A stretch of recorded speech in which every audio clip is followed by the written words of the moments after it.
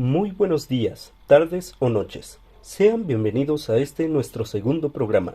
En esta ocasión tenemos un conjunto de información muy interesante. A lo largo de esta sesión hablaremos de títulos y operaciones de crédito. Un conjunto de temas muy interesantes, los cuales son 2.1. Títulos de crédito. 2.1.1. Concepto y naturaleza. 2.1.2. Características y funcionamiento.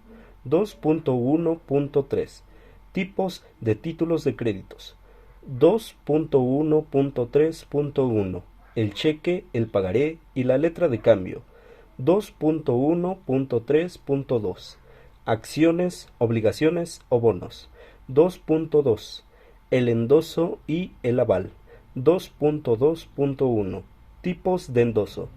2.2.2. Clases de aval. 2.3. Operaciones de crédito. 2.3.1. El crédito, su apertura. 2.3.2. El certificado de participación. 2.3.3. El descuento y la cuenta corriente. 2.3.4. El depósito mercantil, el depósito bancario y el depósito de mercancías en almacenes generales de depósito. Es un gusto para mí presentar de nuevo a un gran equipo. Ellos son Bello García Melisa. Un gusto de nuevo. Buenos días. Es un gusto poder colaborar nuevamente con ustedes. Gracias por la invitación. Muchas gracias a ti. Nuevamente contamos con la presencia de Sarabia Sandoval Lucero Marlén. Hola, buenos días a todos. Espero que la información que les brindemos a continuación sea de gran utilidad para su aprovechamiento personal. Exactamente, son temas que no se pueden perder. Nuestro cuarto integrante es Ortega Morales María Aide. Muchas gracias, es un honor continuar con ustedes. Y nuestro último integrante de este gran programa, él es Cisneros Asunción Alfredo. Hola, ¿qué tal? ¿Cómo se encuentran? Estamos en un nuevo podcast y bueno, espero que se encuentren bien. En esta ocasión les estaré hablando sobre 3 temas que iré desarrollando con el paso del podcast. Exactamente, esto apenas comienza. Por favor no se despeguen y continúen siendo partícipes de este programa. Y por favor no se olviden de suscribirse y dar manita arriba. ¡Comenzamos! Pues bien, comencemos por definir qué son los títulos de crédito. La Ley General de Títulos y Operaciones de Crédito nos brinda 3 definiciones para los títulos de crédito, de acuerdo a los aspectos de su naturaleza. Sin embargo, no brinda una definición en la que se encapsulen las 3 definiciones, así que podemos decir que no tiene una definición totalmente exacta de qué son los títulos de crédito. Bien, los títulos de crédito tienen una naturaleza que les permite interpretarse de 3 maneras. Como lo mencionó mi compañera, la primera es que pueden verse como actos de comercio, la segunda es su interpretación como cosas mercantiles y la tercera es tomarse como documentos. Si nos dirigimos al artículo 1 de la Ley General de Títulos y Operaciones de Crédito, encontramos que su emisión, expedición, endoso, aval o aceptación y las demás operaciones que en ellos se consignen son actos de comercio. Esto es con respecto a los títulos de crédito como actos de comercio, pero en el mismo artículo 1, justo al inicio, también nos afirma que son cosas mercantiles los títulos de crédito. Entonces, como podemos ver, en el artículo 1 se afirma que los títulos de crédito son actos de comercio y también cosas mercantiles. Ahora, por último, el artículo 5 de esta ley nos dice que son títulos de crédito los documentos necesarios para ejercitar el derecho literal que en ellos se consigna. Entonces veamos.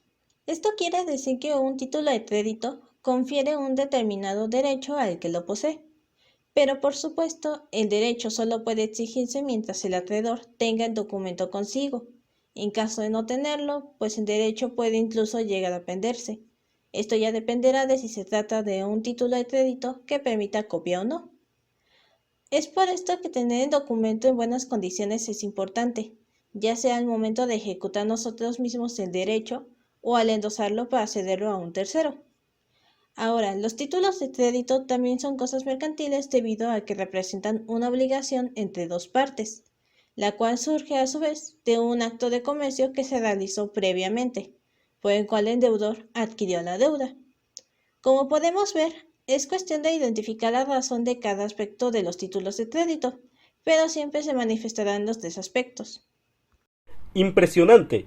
Muchas gracias por la increíble introducción. Continuamos con el siguiente punto. Adelante. Vamos a nuestro primer corte comercial. Por favor, no se despeguen de nosotros. Somos Mercaderich.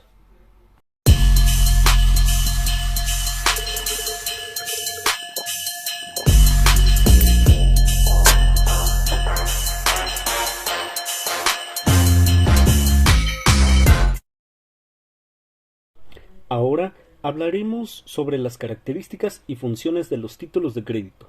Estos documentos tienen muchas características, pero las más esenciales son: incorporación. El derecho está estrictamente ligado al documento, es decir, sin el documento no se puede ejercer el derecho. Literalidad. El derecho es puntual al expresado en el título de crédito. Significa que lo plasmado en el título es tal cual el derecho a ejecutar. Legitimidad. Garantiza el ejercicio del derecho a quien corresponde legalmente. Permite que quien cobre un cheque sea la persona con la facultad legal para hacerlo y no cualquier persona. Autonomía. Porque el derecho es independiente a su poseedor y permite la transmisión del título. Por ejemplo, si un cheque es endosado a otra persona, ésta tendrá el mismo derecho sobre él que el anterior poseedor.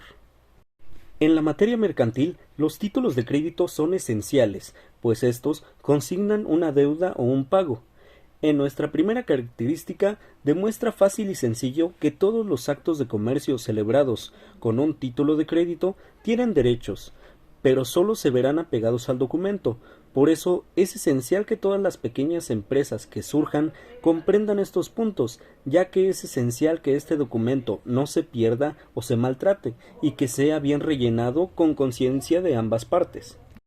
En el segundo punto es exactamente el derecho que tienes como comerciante a lo que puedes exigir, siempre y cuando esté plasmado en el documento.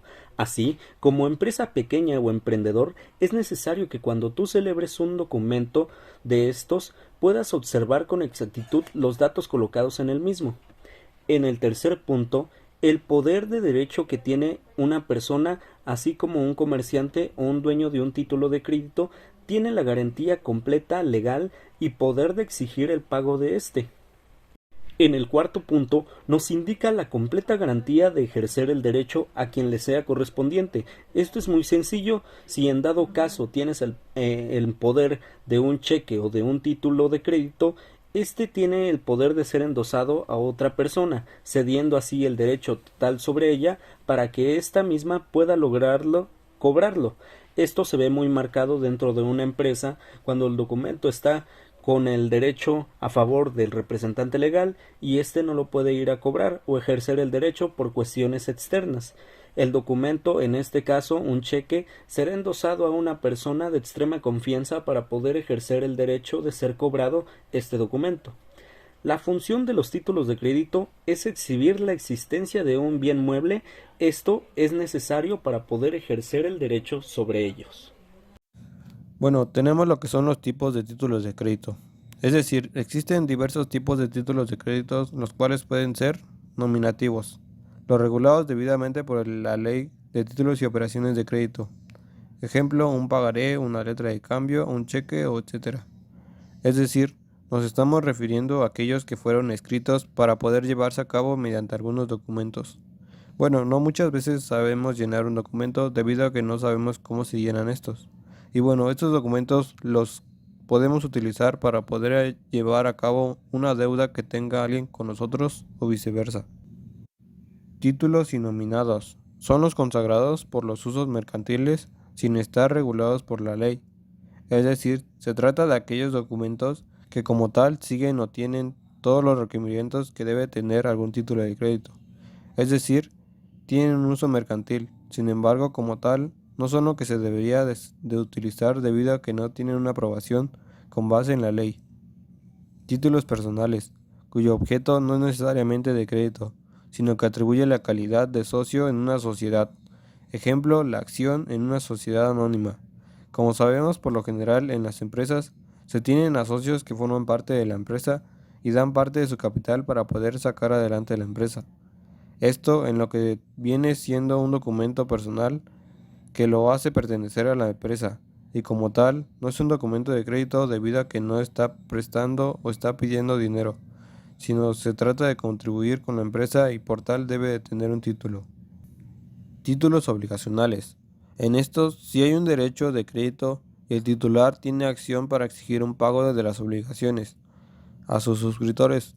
Ejemplo, las obligaciones como títulos de crédito emitidos por una sociedad anónima.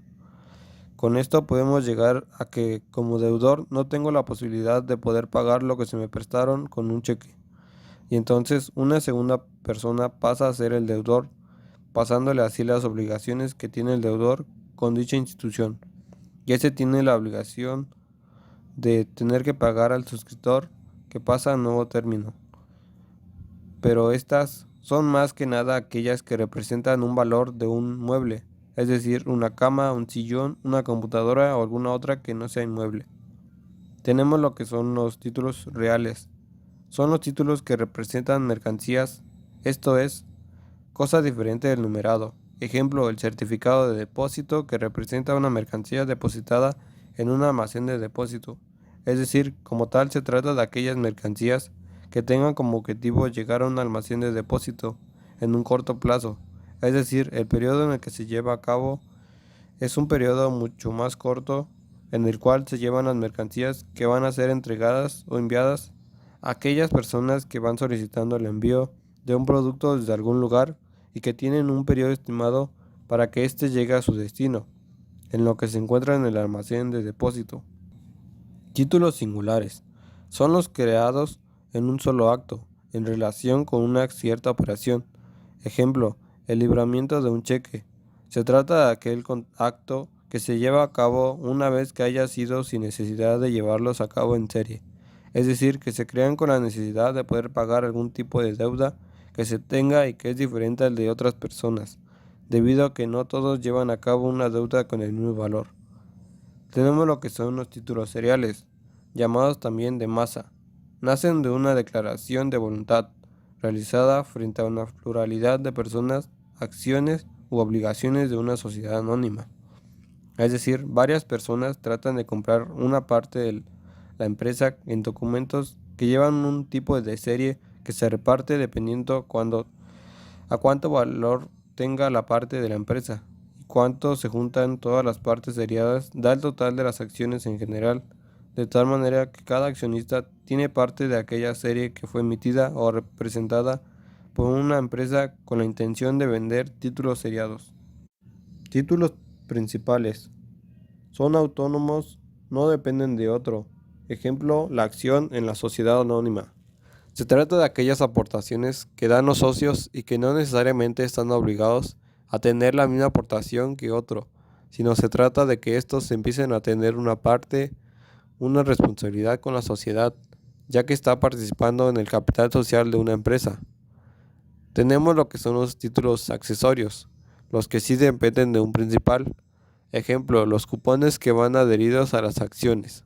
Es decir, estos dependen de los títulos principales, ya que son una parte que surge a partir de la aportación de un socio y que éste consigue cupones a partir de lo que la empresa o asociación quiera darles por la aportación de estos al capital.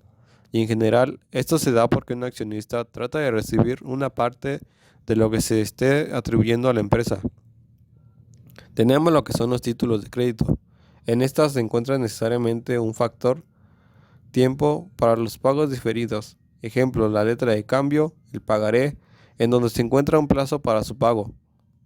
En otras palabras, se tiene un plazo para poder cubrir cada cheque o letra que se consigue después de pedir un préstamo o una acción que conlleve alguna de estas. Es decir, si llegas a pedir una cantidad y la tienes que pagar por partes y se tiene un plazo para poder cumplir con estas obligaciones que se den luego de lo anterior mencionado. Por lo general, estos documentos los llega a tener una persona que tenga una deuda y que esté dispuesto a pagar. Tenemos lo que son los títulos de pago. Son los que tienen por objetivo realizar un pago. Son ellos mismos instrumentos de pago y no de crédito. Ejemplo, el cheque. Es decir, cuando te llegan a pagar y estos te dan un cheque, al cual tienes que cobrar al banco, ya que este te está pagando con el dinero que tiene el banco y que te está autorizando a poder sacar la parte que se te debe o que te dio por el hecho de realizar un trabajo en algún lugar. Estos se pueden ver cuando una institución se las da a sus trabajadores. Tenemos los que son los títulos públicos, los emitidos por el Estado, personas morales de carácter público. Ejemplo, bonos del ahorro nacional. Se trata de aquellos en los cuales pueden participar las personas, como en el caso de cuando en su momento se llegó a sortear el avión presidencial. Aunque si estamos hablando de lo que es y de lo que se debería de ser, pues por lo general en estos tipos de eventos no llegan a ser lo que se promete o llegan a fraudes y algunas otras acciones. Tenemos lo que son los títulos privados. Son los emitidos por los particulares o en función del particular. Estos no necesariamente pueden ser obtenidos por cualquier persona o tienen una función en particular, como tener un pagaré con una empresa y que como tal no todos tienen la necesidad de tener una deuda con una empresa. Nuestro siguiente punto es el cheque, el pagaré y la letra de cambio. Muy buenos días a todos los que nos escuchan. Como ya hemos oído a nuestros compañeros con toda la información acerca de los títulos de operaciones, hablaremos de algunos que a la fecha son relevantes porque los utilizamos en nuestro día a día o algunos ya van quedando en el olvido, como los es la letra de cambio. La vieja definición clásica de la letra de cambio original, considerable como un documento por la cual una persona llamada girador daba una orden a otra, llamada girado, de pagar una tercera, llamada tomador o beneficiario, una determinada suma de dinero en una época prevista y un plazo determinado. Como lo dice ahí, es un documento que se debe pagar al beneficiario, pero en este caso el girador y el girado pueden ser la misma persona. Este no genera intereses, más bien es un documento donde se obliga a pagar cierta cantidad en una fecha futura por acuerdo de las partes. Actualmente se ha dejado de utilizar principalmente porque no genera ninguna ganancia como lo hacen otros títulos crediticios. Era muy comúnmente para facilitar las transacciones de compraventa que debían ser pagadas en la fecha correspondiente para poder finalizar la venta. Uno de los detalles importantes de este tipo de documentos es que necesita ciertas características para que pueda tener una validez oficial, la cual nos manda la Ley de Títulos y Operaciones de Crédito.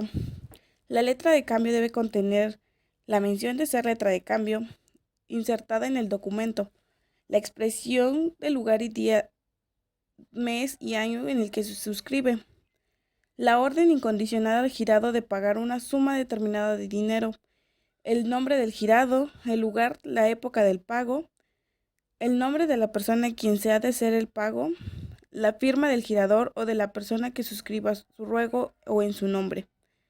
Cada uno de estos nos detalla, por ejemplo, que el documento debe especificar qué es una letra de cambio para poder tener esa validez y poder ser cobrado, así como de mencionar explícitamente el lugar, fecha de donde se crea el documento. También las personas interesadas, en este caso el girador, el girado y el beneficiario, que dichos anteriormente es quien va a pagar y quien va a recibir el pago, los cuales deben estar correctamente escritos de ambos, tanto como el girador y el girado, y el responsable de la deuda, además de mencionar la cantidad exacta a pagar, mencionando en este caso si se trata de moneda nacional o algún otro tipo de cambio.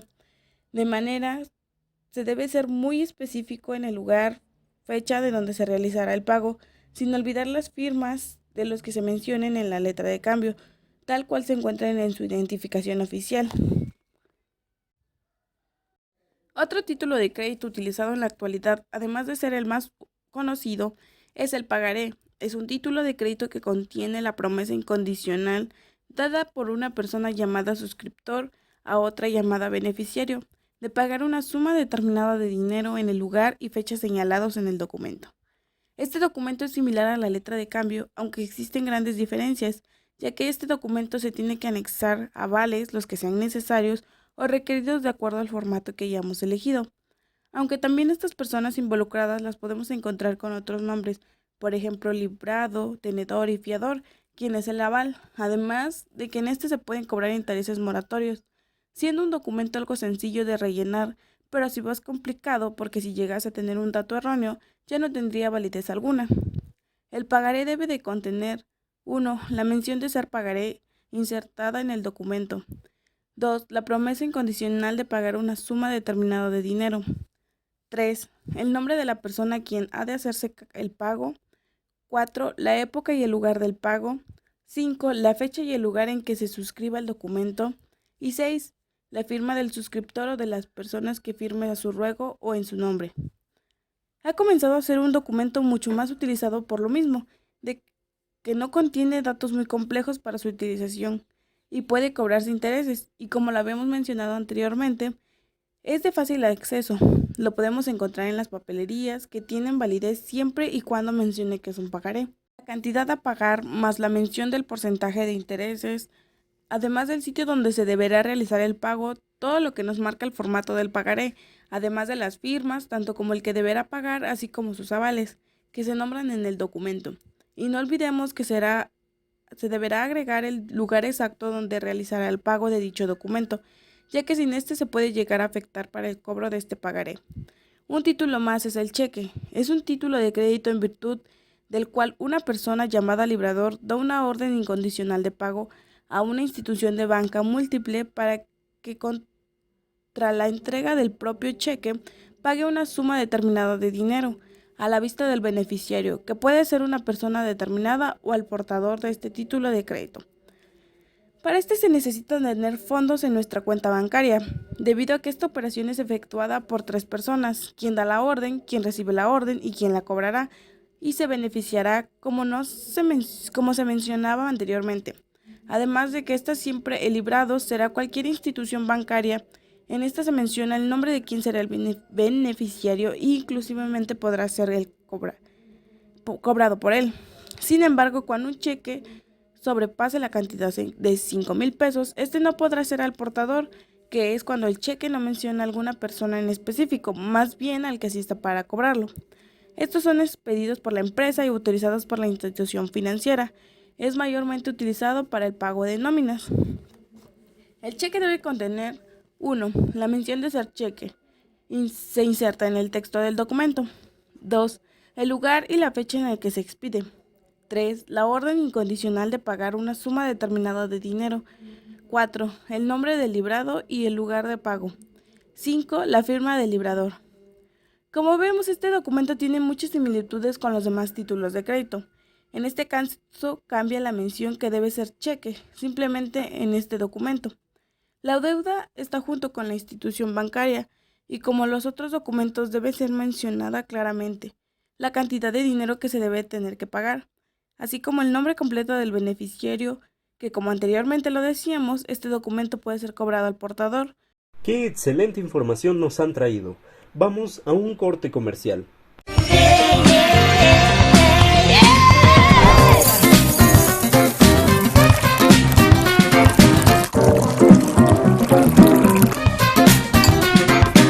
Como escuchábamos de los títulos de crédito, podemos darnos cuenta que a partir de eso también se generan las acciones. Son títulos de créditos colectivos que se emiten en serie y son nominativos, en los términos del artículo 11 de la Ley General de Sociedades Mercantiles. Las acciones en que se divide el capital social de una sociedad anónima estarán representados por títulos nominativos, que servirán para acreditar o transmitir la calidad y los derechos de cesión y se regirán por las disposiciones relativas a valores literales, en lo que sea compatible con su naturaleza y no sea modificado por la presente ley. Las acciones también son un título de crédito que se utiliza para darle el beneficio de poder participar esencialmente en acciones de una empresa que se registra funciones monetarias, o eso se quiere y se planea perseguir. Estos, como lo mencionaba ahí, son nominativos y es un documento en que se estipula que llevan una responsabilidad, el cual se redacta en el mismo.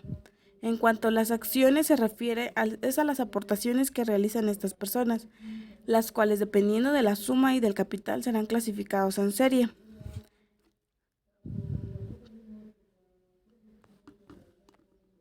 Y por lo tanto todas las personas que estén ahí pueden estar en diferentes clasificación y tener un valor diferente según su aportación y el momento en que se haya realizado. Y esta, aunque no pueda modificarse por la ley, sí puede guiar sobre todo para realizar los contratos. También hoy en día hablaremos de las obligaciones que se tienen los títulos de crédito.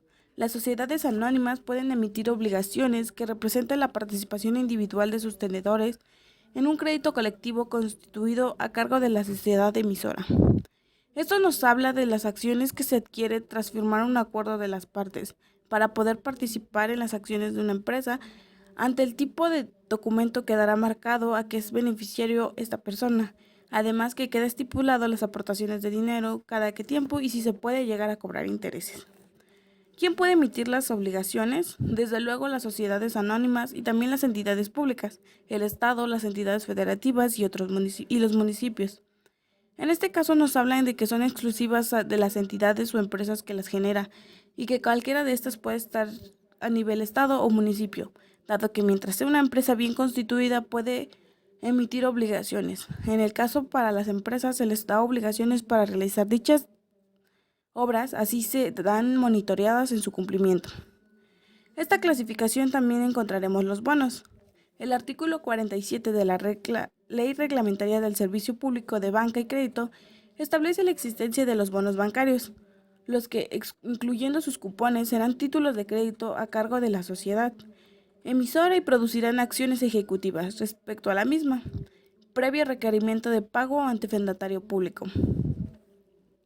Este nos habla de créditos que son otorgados a las empresas. Estas pueden ser por colectivas y ser avaladas principalmente por notarios públicos. Son la oportunidad que te da alguna institución bancaria y un estado para poder pagar en ciertas fechas establecidas. Esto tiene un fin para que una empresa obtenga cierta liquidez y así tener presencia en muchas más instituciones financieras y así poder ser considerados para algún otro crédito o tener alguna suma más de crédito. Además de que estos deben contener ciertas condiciones para que tengan validez. Contenido de los bonos bancarios. 1. La mención de ser bonos bancarios. 2. La expedición del lugar y fecha en que se suscriben. 3. El nombre y la firma del emisor. 4. El importe de la emisión con especificación del número y valor nominal de cada bono. 5. El tipo de interés que en su caso devengarán los bienes de pago para el interés y del capital. 6. Las condiciones y la forma de amortización. 7. El lugar del pago único y 8. Los plazos o términos y condiciones del acta de emisión. Estos son similares a los títulos de crédito antes mencionados. Por ejemplo, de igual manera, se necesita que el documento señale que es un bono bancario y que no haya confusiones al realizar este tipo de documentos, así como también el importe de crédito, que a su vez contiene su valor y este solo puede ser dado por la persona que autoriza el crédito, además del interés que esto nos va a generar para poder especificar las condiciones en el que se puede llegar a pagar debido a la amortización que en esta se estipule para poder reducir la deuda que contengamos, además de tener muy bien especificados los términos para que la emisión de este documento sea válido en esa acta. De igual manera, y como cada uno de los títulos, la mención de lugar y fecha a dar el pago y si llegase a tener un plazo. Te agradezco por tu aportación, Naide. Nuestro siguiente punto lo trae Marlene. Por favor, comienza. El endoso y el aval. Al endoso lo define el profesor Mario Rubén León Caballaro como una promesa unilateral, escrita seguida de la firma del endosante o de su sola firma, por la cual se transmite una letra de cambio o derechos, quedando solidariamente los firmantes a las resultas de la ley. Esto quiere decir que al realizar un endoso es transmitir el derecho al endosado, y éste se puede hacer responsable de lo que conlleva el documento endosado. Se puede hacer un endoso en un pagaré, en un cheque, letras de cambio y muchos otros documentos. El ejemplo del cheque es si la persona no tiene el tiempo para poder cobrar la cantidad escrita, pues puede realizar el endoso a una persona de su confianza, para que ésta pueda cobrar la cantidad del cheque o de ser otro documento en cuestión. Queda como si el endosatario sea el dueño del documento, por así decirlo. Por otro lado, el aval es la persona que queda por el que ha contraído el crédito. Lo dice el artículo 114 de la Ley General de Títulos y Operaciones de Crédito. El avalista queda obligado solidariamente con aquel cuya firma ha garantizado y su obligación es válida, aun cuando la obligación garantizada sea nula por cualquier causa. Cabe recalcar que el aval debe estar consciente y conocer bien al deudor, por el cual está quedando. La función del aval es tomar la obligación del deudor en caso de que el deudor original quede mal o no quiera pagar. Este debe ser obligado a saldar la deuda, ya que ha aceptado hacerse responsable de la obligación desde el inicio de la celebración del documento en cuestión. En algunos documentos se les pide solo un aval y en otros hasta 4 avales. En la vida real nadie quiere pagar deudas ajenas. Es por eso que de recomendación debes conocer muy bien a la persona que te ha solicitado que sea su aval para posteriormente no tener futuros problemas legales. Continuamos con un punto también muy importante para los títulos de crédito, pues nos van a ayudar a ceder los derechos del mismo a otras personas. A continuación, los tipos de endosos. Un endoso es la figura mediante la cual los derechos y obligaciones que surgen de un determinado título pueden traspasarse. El endoso funciona para exhibir una representación y asegurar una garantía.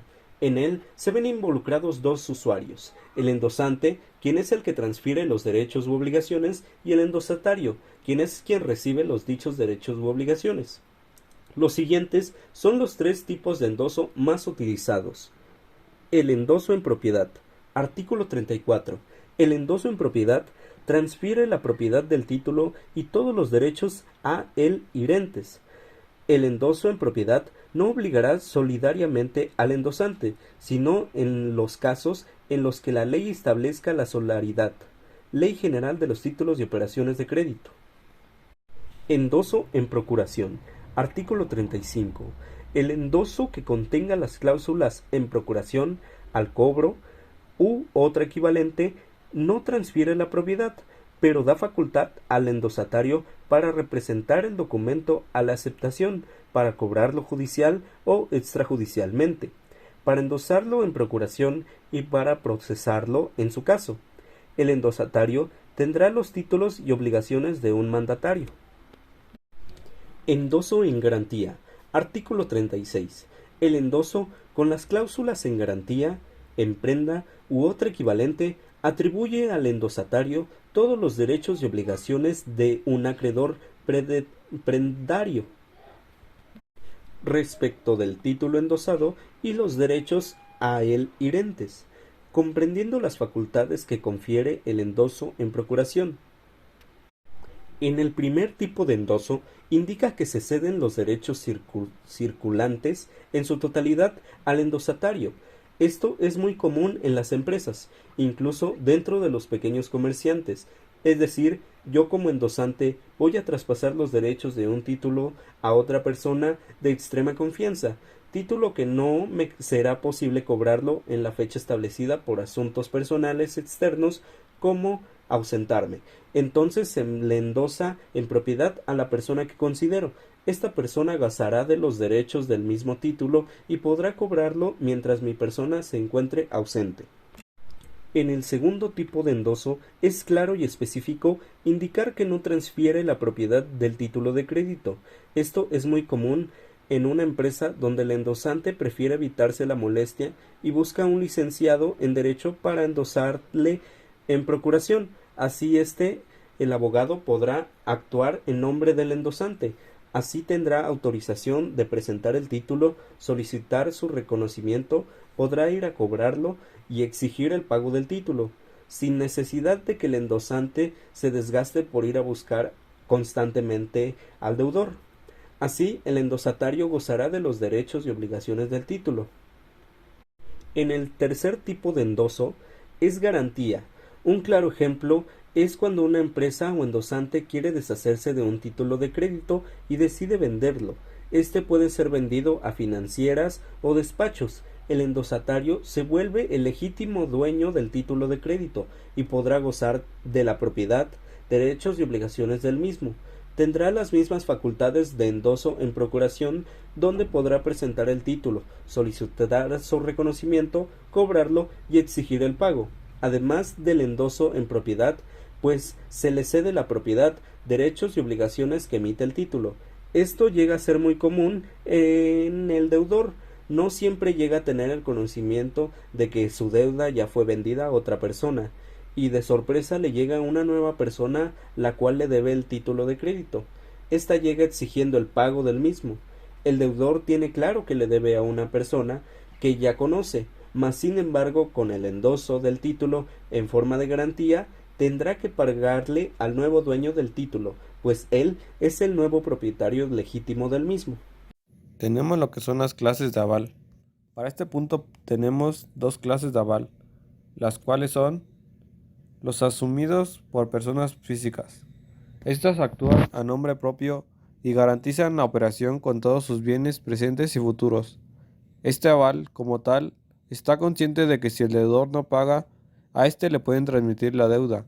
Es decir, la otra persona no lo está obligando. Y bueno, esto pasa como cuando un familiar trata de contraer una deuda y entonces éste te pide tus datos para que te coloque y si no paga te conceda la deuda para que éste llegue a ocasionar por no cubrir la deuda que tenía. Los avales bancarios, que son emitidos por entidades financieras, que se supone que gozan de una liquidez inmediata en caso de reclamación de pago del aval.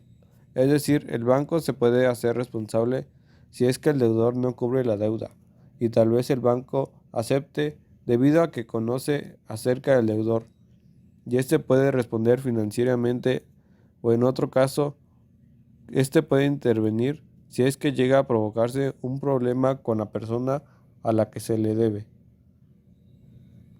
Son esenciales estos puntos. Por favor, no se despeguen. Continuamos. Operaciones de crédito. Las operaciones de crédito, como bien dice, son operaciones. Nos estamos refiriendo a algo muy plural, como lo es el crédito, su apertura, el depósito, entre muchos otros. Estos son conceptos que más adelante mis compañeros van a aclarar. Pues bueno, las operaciones de crédito conciernen a las más variadas actividades de la vida económica de un país y atañen a todos sus grupos sociales: el ahorro familiar, el financiamiento de las empresas, la economía pública, dan lugar a varias funciones. Entonces, las operaciones de crédito son un conjunto de acuerdos de forma voluntaria que como resultado da una economía, producción, por ejemplo, y servicios desde la forma de ver de la persona principal o el sujeto activo, como se le denomina. Estamos hablando del dueño de la empresa. Eso se realiza con un fin y este es llegar a más y más consumidores del producto, bien o servicio al que se dedique la institución mercantil. En pocas palabras, es llegar a potenciales consumidores y entre más regiones abarque, pues mucho mejor, porque este es uno de los principales objetivos de las instituciones mercantiles, hacerse cada vez más reconocidos para así tener una amplia cartera de clientes. También se les puede denominar como una negociación financiera, llamada así por tener en mente una institución bancaria. Los créditos son un contrato en el que se da la entera confianza de que el deudor pagará la cantidad de dinero, junto con sus respectivos intereses moratorios. Las operaciones de crédito pueden ser dadas por las instituciones de cualquier tipo. Las más comunes, pues, son las bancarias y estas se les dan a los clientes e incluso a ellos mismos, dependiendo las necesidades de cada quien. En esta sesión estamos aprendiendo mucho. Por favor, continúen con nosotros. Como ya vimos con mis compañeros, ahora hablaremos de las operaciones de crédito. En virtud de la apertura de crédito, el acreditante se obliga a poner una suma de dinero a disposición del acreditado o contraer por cuenta de éste una obligación para que él mismo haga uso del crédito concedido en la forma y los términos y condiciones convenidos, quedando obligado el acreditado a restituir al acreditante las sumas que disponga o a cubrirlo oportunamente por el importe de la obligación que contrajo, y en todo caso a pagarle los intereses, prestaciones, gastos y comisiones que se estipulen. En estos casos el crédito puede venir de diferentes lugares, principalmente se utiliza en los bancos o con la tarjeta de crédito que nos autorizan por la cantidad y por tanto nosotros adquirimos la obligación de pagarla. En algunos casos, y como lo vimos, como los bonos bancarios, también contienen intereses, comisiones que deberán pagar, aunque también se puede extinguir por diversas causas, como por ejemplo el incumplimiento de los pagos o en dado caso haber ocupado el límite del crédito autorizado, al igual que la muerte o ausencia de la persona con el crédito. También en este caso podemos hacer uso de los títulos de operaciones una vez se haya acordado en terminar con el crédito. Podemos hacer uso de estos para cobrar y si es que aún no se ha liquidado el saldo del crédito. En esta apertura del crédito se puede llevar a cabo en distintos medios, como los bancos, financieras, los cuales podemos adquirir para comprar mercancía en caso de tener un negocio o simplemente otra cosa ajena a nuestra profesión o que no nos dediquemos. Bien, pues continuamos con los certificados de participación. Los certificados de participación son títulos de crédito emitidos por las instituciones de crédito que representan el derecho de una parte alícuota de los frutos o rendimientos de los valores, derechos o bienes de cualquier clase que tengan en fideicomiso irrevocable para ese propósito la institución fiduciaria que los emita, y también el derecho a una parte alícuota del derecho de propiedad o de la titularidad de esos bienes y valores. Y por último, también está el derecho a una parte alícuota del producto neto que resulte de la venta de dichos bienes, derechos o valores. Entonces, los certificados de participación son aquellos que le dan acceso al inversionista de tener un interés sobre los productos que emite la empresa. Muy bien, seguramente ya hemos oído hablar o hemos utilizado los instrumentos financieros. Estos, en pocas palabras, son uno de los certificados de participación que existen, y uno de los más conocidos dentro de estos instrumentos son los famosos CETES, los cuales son certificados de participación que nos emite el gobierno por invertir una cantidad de dinero al instrumento. Esta cantidad nos va a generar un interés que se nos va a regresar al término del periodo que nosotros elegimos para la inversión. Y la cantidad mínima que podemos invertir en estos instrumentos empieza a partir de los 100 pesos. Entonces es un buen instrumento para aquellos que quieran hacer una inversión, ya que el instrumento de CETES es muy confiable porque tiene un riesgo muy bajo de pérdida, aunque por supuesto también tiene una tasa baja de rendimiento. Bien, una característica de los certificados de participación es que se dividen en ordinarios e inmobiliarios, amortizables y no amortizables, y en nominativos y al portador. El certificado de tipo ordinario es aquel que tiene un patrimonio fideicomitido conformado por bienes muebles, mientras que el certificado de tipo inmobiliario tiene un patrimonio fideicomitido conformado por bienes inmuebles. Es decir, la diferencia entre el certificado de participación ordinario y el certificado de participación inmobiliario radica en la constitución del patrimonio. Por otra parte, tenemos el certificado de participación amortizable y no amortizable. Estos se diferencian por la manera en que se realiza el reembolso, ya que cuando son amortizables, la institución que emite el certificado de participación les brinda a los participantes una parte de los rendimientos que generó la institución y además un reembolso por el valor del título que se posea, contrario a cuando no son amortizables, ya que en este caso la institución retribuye los rendimientos entre todos los certificados y también venden los bienes fideicomitidos. Por último, tenemos los certificados de participación nominativos y al portador. Los certificados de participación nominativos son aquellos en los que se especifica el nombre del portador del certificado, mientras que el certificado de participación al portador es aquel que pertenece a quien posea el certificado, por lo que no está bajo el nombre de una persona determinada. Si nos vamos al artículo 228M, fracción octava, de la Ley General de Títulos y Operaciones de Crédito, podemos encontrar que en la emisión se hará previa declaración unilateral de voluntad de la sociedad emisora, expresada en escritura pública, en la que se hará constar, en su caso, el mínimo de rendimiento garantizado. Así que, en otras palabras, la institución fiduciaria puede establecer un rendimiento garantizado al dueño del certificado de participación. Este rendimiento es establecido por la misma institución y es agregado al certificado de participación, junto con el nombre del titular, el domicilio, la nacionalidad, la fecha de expedición del certificado, el importe por el que se emite el certificado, el lugar y el modo en que se paga el rendimiento, el lugar y la fecha en la que se emite el acta, y la firma de quien represente a los titulares de los certificados. También se requiere que el certificado de participación especifique si es ordinario o inmobiliario, así como contener la firma del funcionario que se encargue de autorizar la emisión.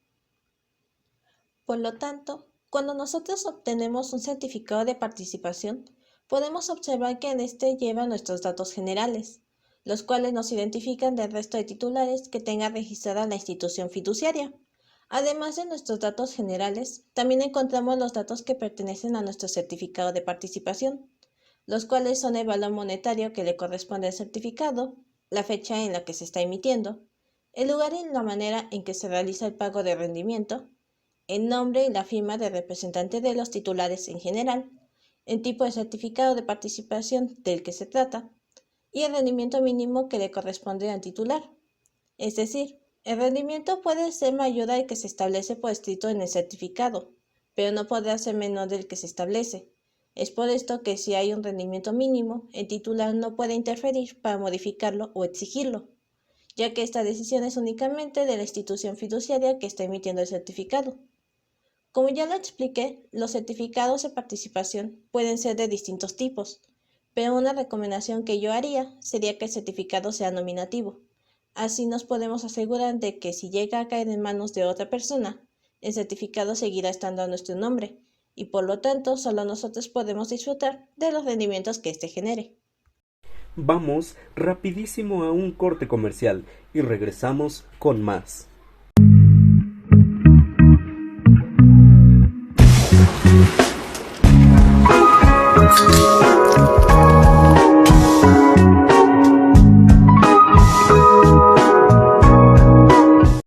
Tenemos lo que es el descuento y la cuenta corriente. Tenemos primero lo que viene siendo el descuento, y estos son los créditos abiertos en los libros de comerciantes. Podrán ser objeto de descuento aun cuando no están amparados por títulos de crédito suscritos por el deudor.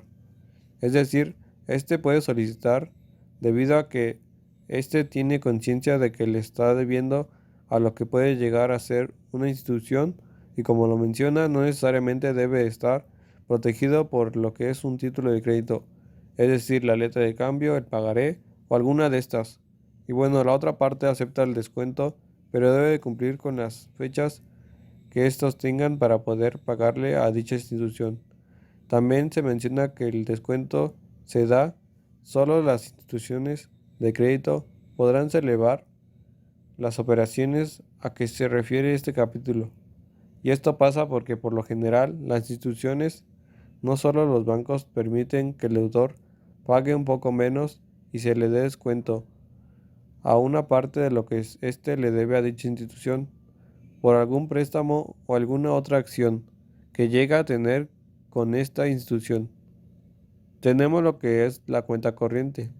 En virtud del contrato de cuenta corriente, los créditos derivados de las remesas recíprocas de las partes se anotan como partidas de abono o de cargo en una cuenta, y solo el saldo que resulte a la clausura de la cuenta constituye un crédito exigible y disponible.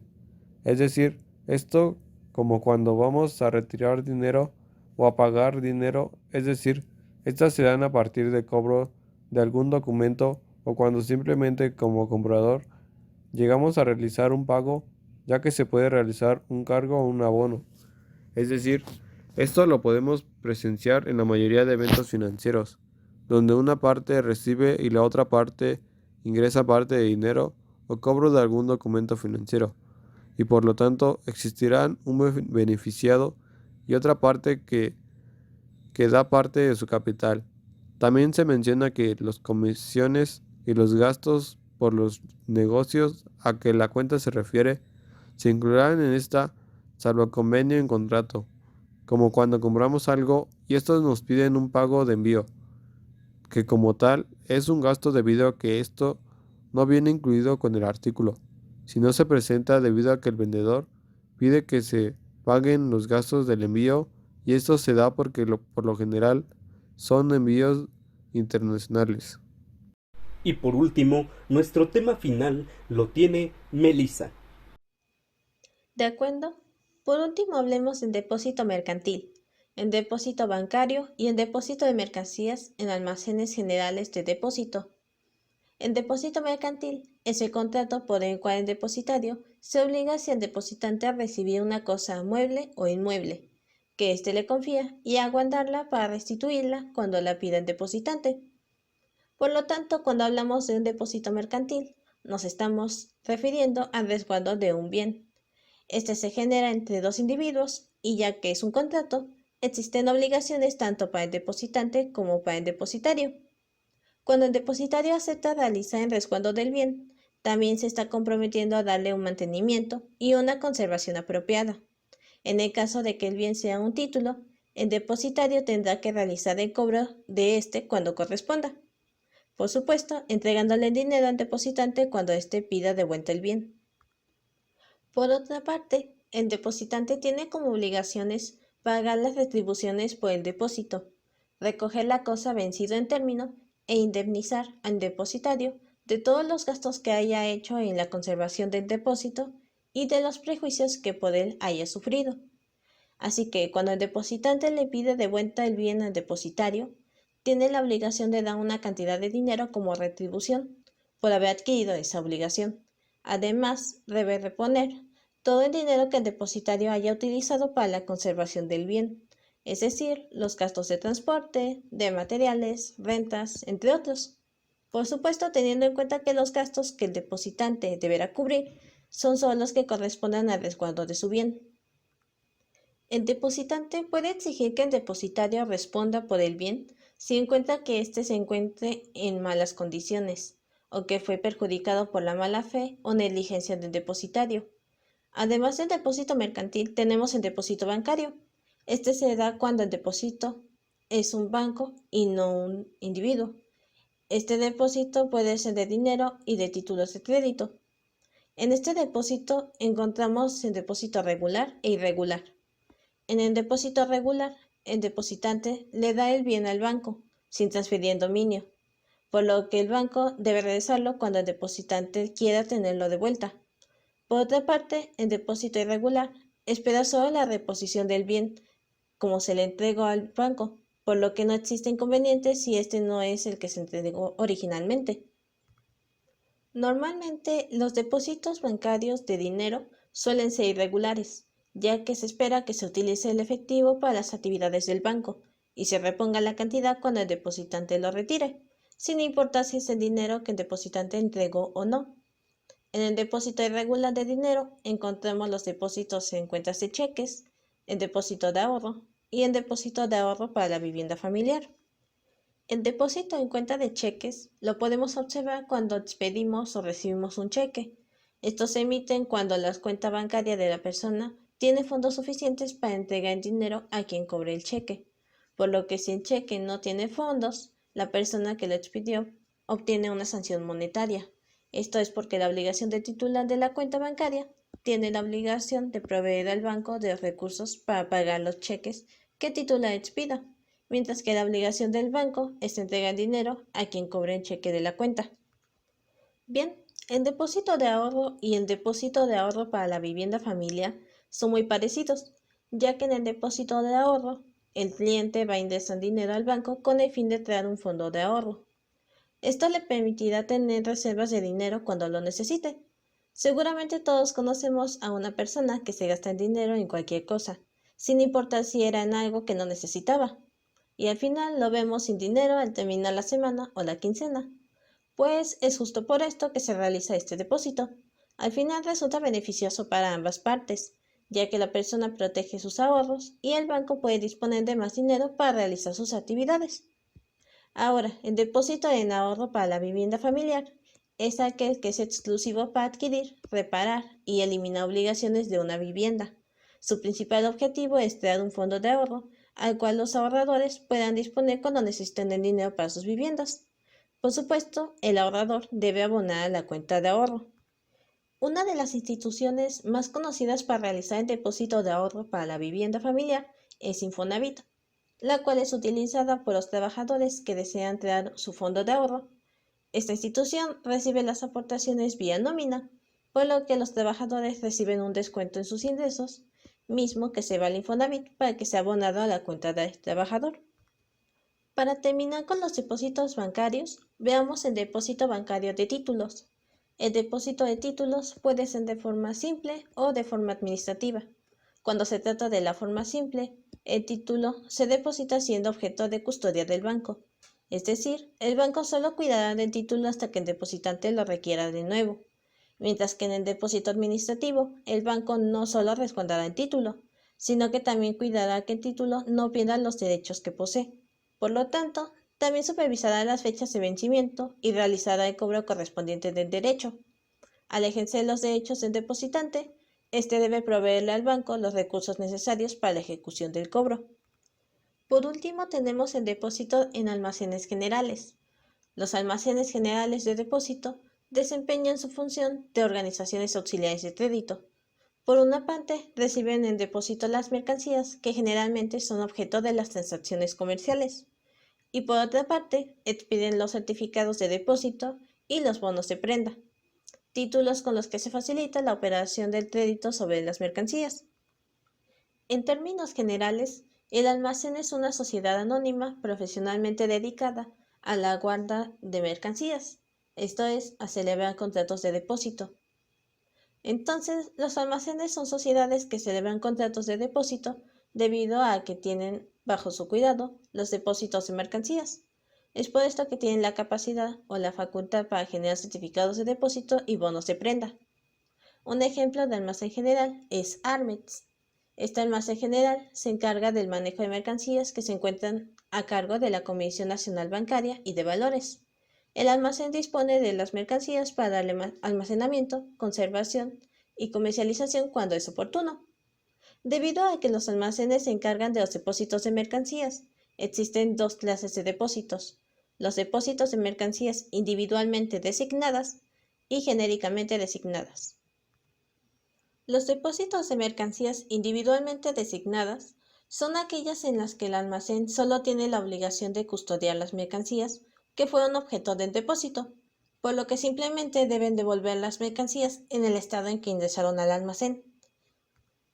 El depositante es quien especifica el plazo en que se dejarán las mercancías en el almacén. Debido a esto, hay ocasiones en que el almacén puede descuidar las mercancías. Así que en el caso de que las mercancías sufran algún daño dentro del almacén, será responsabilidad de dicho almacén la reparación del daño. En el depósito genérico, las mercancías son depositadas de forma colectiva, por lo que al retirarse la mercancía no es necesario que ésta sea exactamente la que el depositante dejó, siempre y cuando sea de la misma marca y calidad. Aunque este sea un depósito genérico, cada depositante puede disponer de su mercancía en el plazo establecido. Cuando se trata de un depósito genérico, el almacén que resguarda el depósito debe tomar las medidas necesarias para la conservación de la mercancía, por ejemplo, la adquisición de seguro contra incendios o adquisición de materiales para la conservación de las mercancías. Esto es porque al concentrar las mercancías, el almacén es quien resentirá la merma y la descomposición de las mercancías. Esto debido a que al ser una gran cantidad de mercancías de la misma marca, es muy difícil identificar a quién pertenece cada elemento del depósito, y por ende se vuelve casi imposible identificar el depositante al que le correspondería la mercancía afectada. Espero que todos los temas les haya impactado como a mí. Son muchos conocimientos nuevos. Y para terminar, nuestras conclusiones son: Hemos llegado a las conclusiones. Y pues a lo largo de nuestra vida nos encontramos con muchas circunstancias y por lo general las personas se ven en la necesidad de tomar oportunidades de otras personas o instituciones para así crecer independientemente con esa ayuda monetaria o de algún bien o servicio. Con todo esto me refiero a los créditos, como lo hemos mencionado anteriormente en los puntos que explicamos. Es importante para nosotros la información que hemos brindado durante esta transmisión, ya que conocemos, aprendemos o retroalimentamos. A mí me llamó la atención lo del aval, y es que es un problema grave cuando quedas por un deudor irresponsable. Recuerdo que ya hace unos años mi papá quedó de aval por unos de sus conocidos. Este quedó mal en los pagos de un crédito automotriz y a quien le llamaban y cobraban era mi padre. Llamadas telefónicas todo el tiempo, ni comer lo dejaban literalmente. Y eso hace que las instituciones de crédito, si no ven voluntad de parte del deudor, se van con el aval y lo presionan a más no poder. Entonces, si el deudor no accede a pagar la cuenta, el aval lo debe hacer y si de plano no da ninguno de los dos, la institución procede a recogerles el bien. En el ejemplo que di anteriormente, pues era un automóvil. Dejando las cosas negativas de lado, a nosotros nos sirven los créditos para que algo sea más accesible. Por ejemplo, hay personas que cobran el sueldo de su trabajo cada quincena, cada mes o así, y a media quincena se quedan sin dinero, pero necesitan satisfacer sus necesidades.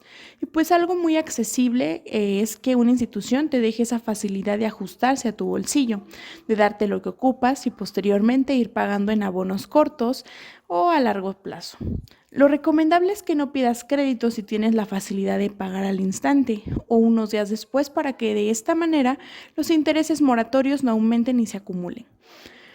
O también hay casos donde lo que queremos es muy caro y no tenemos la cantidad en efectivo para hacer el pago al instante. Por ejemplo, un auto, porque en este nos podemos mover de manera rápida y a todas horas cuando lo necesitemos. Debemos ser personas de palabra y realmente cumplir con una obligación a la que estamos dispuestos a aceptar voluntariamente. Es importante tomar este tipo de créditos como algo serio porque igual nos afecta si es que quedamos mal y nos suben a buró de crédito. Ninguna institución querrá prestarte efectivo o algún servicio porque no demuestras que eres un buen pagador. También comentamos muchos puntos importantes y me llevo la enseñanza de todos los endosos. Yo pensaba que no se podía dar el derecho a una persona para cobrar un cheque, un pagaré o entre otros documentos, porque son documentos únicos, pero realmente sí se puede hacer y puedo aplicar lo aprendido cuando no tenga disposición de tiempo. Así le puedo pedir a una persona de mi absoluta confianza o también usted lo puede hacer para que ésta vaya a realizar dicho cobro en cuestión y será válido por medio del documento endosado. Hoy en día todas las instituciones en general quieren ser reconocidas y llegar a un alcance grande por así seguir teniendo buenas utilidades.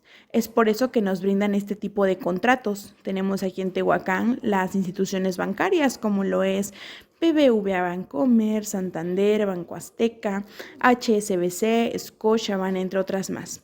Al igual que tiendas que nos ofrecen créditos como Coppel, Liverpool, Suburbia, Electra, Milano y muchas más con fines de lucro.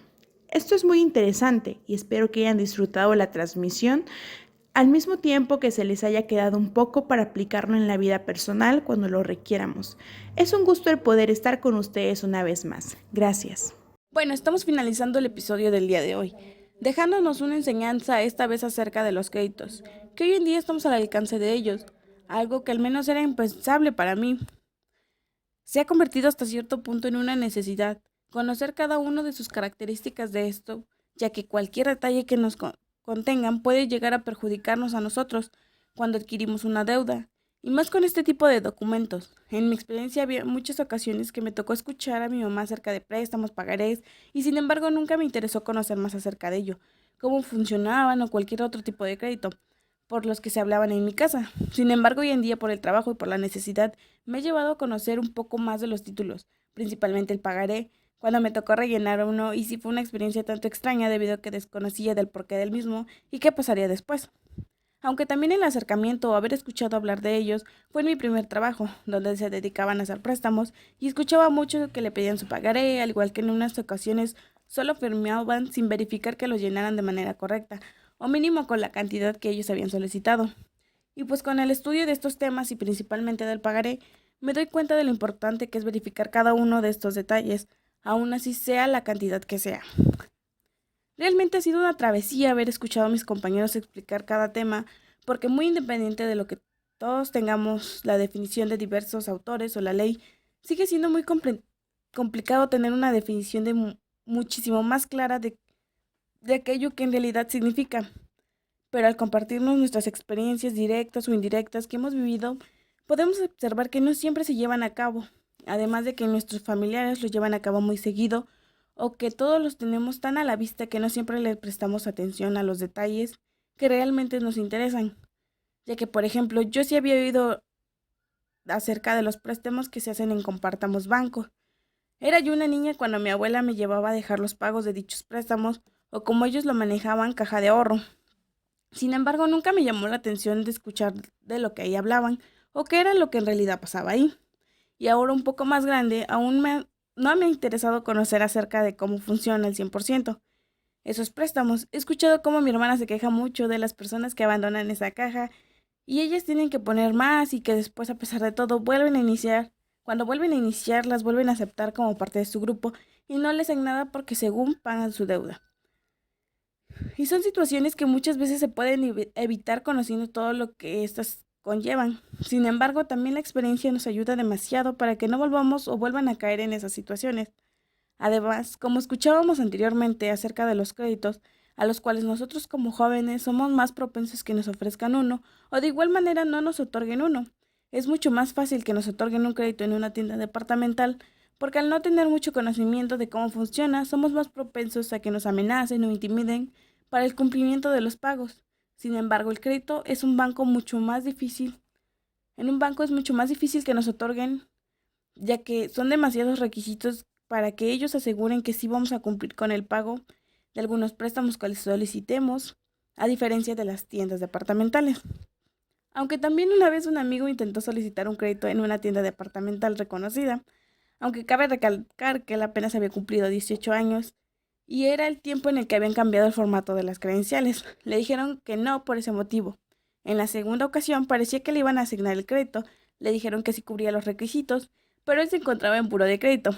Así que asistió a una tercera ocasión con un comprobante de que él no se encontraba en buró de crédito, pero no le quisieron aprobar el crédito, a lo cual ya nos siguió insistiendo, así que podemos dar por entendido que no siempre podemos conseguir un crédito, por más que cumplamos los requisitos.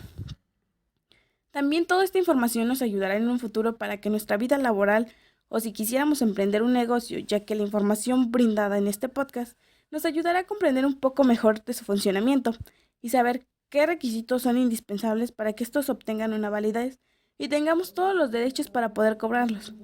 Además de la manera que podemos deshacernos de ellos para que nosotros no tengamos más preocupaciones o más trabajo al querer intentar cobrarlos. Además que ya tenemos las bases para poder conocer un poco mejor de lo que se requiere para constituir una empresa, además de asociar a más personas en la empresa a nuestros proyectos que son necesarios para saber cómo repartir las acciones según nos recomienda la ley. Esto sería todo por mi parte en el episodio de hoy, en el cual hemos tenido un panorama mucho más amplio de los créditos, a los que estamos expuestos hoy en día y que tenemos a nuestro alcance y fácil acceso. Con esto me despido, les deseo un buen día y que nos acompañen en el siguiente capítulo. Hasta la próxima.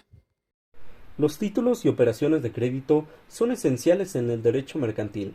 Como comerciante me doy cuenta de la importancia de estos y platicando con mi hermana respecto a estos temas, me platica cómo han dado uso de los pagarés. Esto le sucede seguido pues ella trabaja en una empresa de lavandería industrial textil. Me platica que al momento de que ellos compran materia prima con sus proveedores, estos elaboran un pagaré para asegurar el pago de crédito del producto que les venden. Además, hacen uso de los endosos, pues en el caso de cobrar un cheque, este está a nombre del representante legal, y en caso de no ser posible su cobro por parte de él, se endosa a nombre de mi hermana para obtener el derecho de cobrarlo. Con la información de estos temas, voy comprendiendo cómo funciona el derecho mercantil. Para los nuevos escuchantes de este programa, personalmente formo parte de una empresa familiar llamada Chapotitlane. Nos dedicamos a los productos naturales artesanales. Para nosotros, que vamos en crecimiento, es esencial conocer estos puntos, pues son de suma importancia para nuestro trabajo. Así como lo que me platica mi hermana, puedo relacionar los temas tratados con experiencias reales que suceden día a día en las empresas. Ahora podemos prepararnos más como empresa cuando vendamos productos a nuestros distribuidores o distribuidores nuevos. Podremos emitir un tipo de pagaré para asegurar el pago de nuestro producto. Además, con el nuevo conocimiento sobre lo mismo, me da la posibilidad de saber el llenado, el endoso y el seguimiento de estos títulos, ya que puedo enfrentarme a este tipo de documento cuando mis proveedores de envases, etiquetado, bases de preparación, materia prima, nos emitan uno de estos títulos. Así podemos saber el seguimiento y estar preparados para alguna situación extrema legal. Reiteramos la importancia de cada unidad sobre la materia de derecho mercantil, pues viendo que México en su mayoría es comerciante y día a día se celebran actos de comercio con los títulos de crédito, es común que muchas personas, comerciantes, no conozcan cómo se conforman estos documentos y de alguna forma llegan a ser lamentables las situaciones que les suceden. Yo como estudiante y como comerciante siento como deber saber transmitir estos conocimientos que de alguna manera también son nuevos para mí hacia los nuevos empresarios. hacia los emprendedores, que hacen una lucha vendiendo sus productos naturales y nuevos. Así, a lo largo de las siguientes unidades, seguiré informando sobre los nuevos temas mercantiles esenciales para nuestro trabajo, el trabajo de muchos. Bien, creo que haber tratado este tema fue de mucha ayuda para más de una persona, porque creo que todos hemos realizado o visto un título de crédito al menos una vez en nuestra vida, pero muchas veces no sabemos los diversos tipos de títulos que hay en México. Tener un título de crédito va más allá de haber recibido un cheque por nuestro trabajo. En realidad existen muchos títulos de crédito que se usan cotidianamente. Incluso en ocasiones hacemos las acciones que podemos respaldar en un título de crédito sin formar realmente un documento. Por ejemplo, seguramente en algún momento hemos visto que entre vecinos o a veces también entre comerciantes se encargan las mercancías, normalmente porque no van a estar en la casa o en el local. Este acto puede ser respaldado por un título de crédito.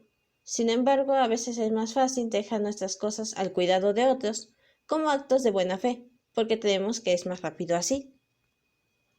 Cuando comparamos cómo se realizan los títulos de crédito y cómo se manejan de acuerdo a la ley, con el cómo se manejan realmente de forma cotidiana, podemos ver que no siempre le damos el seguimiento adecuado. Creo que para las personas que se dedican al comercio y a las inversiones, les debe importar más cómo expedir, cobrar y transferir los títulos de crédito. Pero eso no implica que las personas que normalmente no los utilizan también deban estar informadas de esto, porque como pudimos notar en los temas que tratamos, no todos los títulos de crédito se manejan igual. Por ejemplo, uno de los depósitos bancarios que más se usan en México son los depósitos bancarios de ahorro para la vivienda familiar, y la institución más conocida para estos depósitos es el Instituto del Fondo Nacional de la Vivienda para los Trabajadores, Infonavit. El Infonavit muchas veces es un gran apoyo para las familias mexicanas, porque, como sabemos, tener una casa propia suele ser la aspiración de muchas personas. La idea de tener un lugar que puedan decir que es suyo, sin tener que lidiar con el pago de rentas, que muchas veces suelen ser muy elevadas, y pues también el hecho de convertir ese lugar en un hogar que posteriormente se pueda quedar como herencia a los hijos.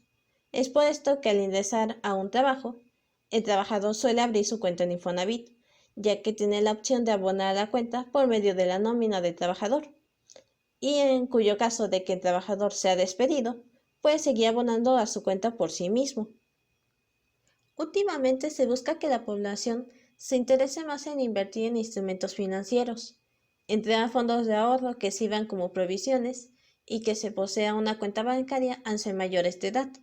Sin embargo, aunque sí se está implementando esto, muchas personas solo lo hacen porque se lo solicitan o por prevenir, pero realmente son pocas las personas que buscan sacar un provecho real de sus cuentas bancarias o de sus inversiones. Bien, creo que al investigar este tema me di cuenta que en ocasiones, por no estar informados de nuestros derechos y nuestras responsabilidades respecto a los títulos de crédito, muchas veces se desatan discusiones innecesarias. Por ejemplo, en una ocasión que estaba comprando unas cosas en el supermercado, cuando iba a pasar a la caja, me tocó estar en una fila larga, así que me quedé esperando mi turno tranquilamente. Después de un par de minutos, llegaron dos señoras que iban juntas y se formaron detrás de mí. De repente, una de las señoras empezó a decirle a la otra señora que cuando checó la fecha del vencimiento del pagaré que le encargó, el pagaré ya había vencido. La otra señora se defendió diciendo que nunca le había dicho que debía cobrarlo, que solo le había pedido que lo guardara mientras ella no estaba. Al final, la discusión quedó en que ese dinero ya se había pedido por culpa de la señora que no cuidó el pagaré. Creo que si la señora que jugó el papel de depositante hubiera sabido de este tema, había sabido que su dinero no estaba realmente perdido, sino que tenía varias opciones sobre cómo recuperarlo, dependiendo de si esperaba recuperarlo sin mucho esfuerzo o solo recuperarlo. Pudo haber optado por vender el título de crédito o insistirle al deudor que liquidara su deuda. En la situación anterior, se trataba de un pagaré por una cantidad pequeña, pero si hablamos de títulos de crédito que tengan un alto valor, la situación se vuelve más delicada. Es por esto que me gustaría dar el siguiente consejo a las personas que nos están escuchando el día de hoy.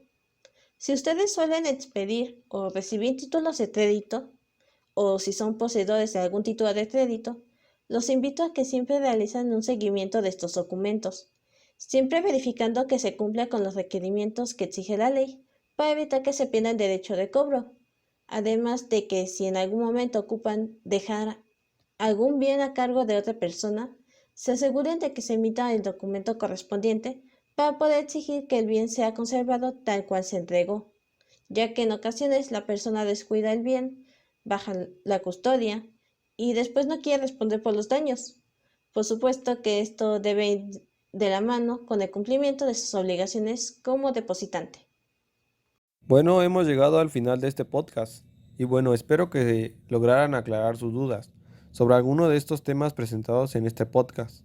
Este podcast me sirvió para conocer las maneras correctas de llenar un pagaré y esto es algo que no muchas personas conocemos, debido a que podemos llegar a olvidar datos como lo pueden ser el lugar donde se debe de dar el pago de este y la otra persona podría argumentar que estuvo en ese lugar debido a que no se especificó o que también estos no llegaran a pagar en el momento que se menciona en el pagaré. Además, conozco familiares que se han llegado al punto de no pagar y que los colocaban en el buro de crédito, y esto porque no llegaron a pagar lo que se debía debido a que estos no tenían contemplados la fecha en el cual tenían que dar aportaciones. Estos temas nos sirven más que nada para saber que existen personas que pueden que nos digan que firmemos un pagaré en blanco y nosotros sin saber si la persona que nos dijo esto lo hace porque tiene buenas intenciones o malas intenciones. Es decir, a un familiar o a un desconocido le pueden llegar a aumentar la cantidad que se le debía y ellos sin saberlo porque solo llegaban a firmar sin reafirmar que esa fuera la manera correcta de hacerlo. Como personas, estos temas nos pueden servir en algún momento, es decir, no necesariamente los vamos a utilizar en cualquier momento, pero nos ayuda como el saber que existen distintas maneras de hacer una aportación. Esto más que nada se trata de que a la hora de tratar de ser un accionista, nos estaré involucrando en un título, y esto nos ayuda a saber qué tipo de poderes llegamos a tener y contemplar como persona que debemos asegurarnos que sean legítimos.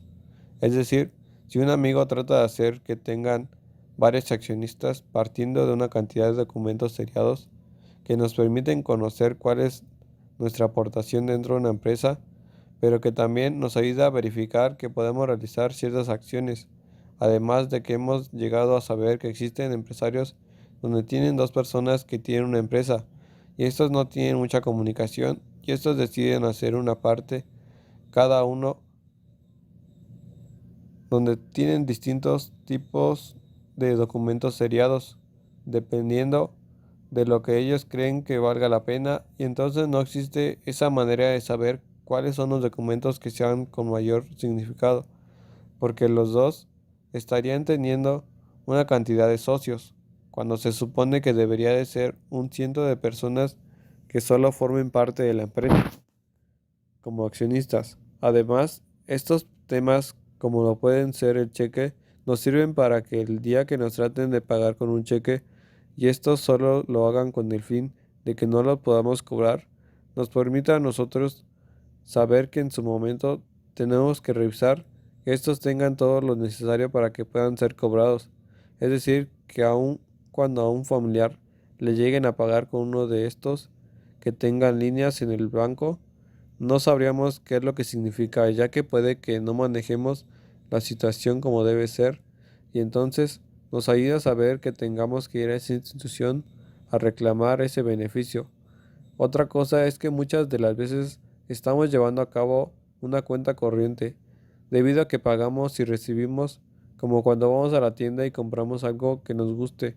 Nosotros estamos dando dinero para que podamos tener ese producto que deseamos obtener y que de esta manera estamos dando para recibir o estaríamos llevando a cabo un abono y un cargo, debido a que estaríamos disminuyendo parte de nuestro dinero y aumentando algo que para nosotros puede que sea una compra, como también puede llegar a suceder con envíos y nosotros tendríamos una razón alguna y solo lo veríamos como si fuera una compra normal y no como si fuera otra cosa. Desde el momento en el que tratemos de realizar una compra o estemos vendiendo, empieza a surgir todo esto. Es decir, como cuando un niño le pide dinero a su padre para que pueda comprar golosinas o cuando éste quiera dinero para la escuela, ya que uno aumenta y otro disminuye. Se ve en la mayoría de actos financieros que llegan a suceder día con día en diferentes lugares. Pero ¿cuál es la razón de que tengamos que analizar cada uno de estos aspectos? ¿Será que no podemos confiar en las palabras de otros? Bueno, para responder estas preguntas, solo queda decir que existen muchas personas que lo único que tratan de hacer es beneficiarse tratando de llenar pagarés con cifras que no fueron acordadas, pero lo hacen para que el deudor tenga que pagar de más, lo cual perjudica a la otra parte, y entonces no se estaría tomando en cuenta la otra parte. Y muchas de estas personas que llegan a tener deudas, por lo general tratan de pedir y pedir más de lo que debería. Y bueno, les llegan a pedir a sus familiares que sean sus avales para que estos paguen. Otra de las cosas por las cuales se deben de abordar estos temas es porque en ocasiones los bonos nada más sirven para que estos puedan quitar dinero, y creo que estos es una cosa que deberían de empezar a quitar debido a que no perjudica a una persona, sino se trata de algo más general, debido a que se trata de usar el dinero que suele ser usado para una cantidad de personas. Muchas gracias por escuchar nuestro programa. Aquí estamos para ustedes y nos vemos en el siguiente programa. Hasta la próxima.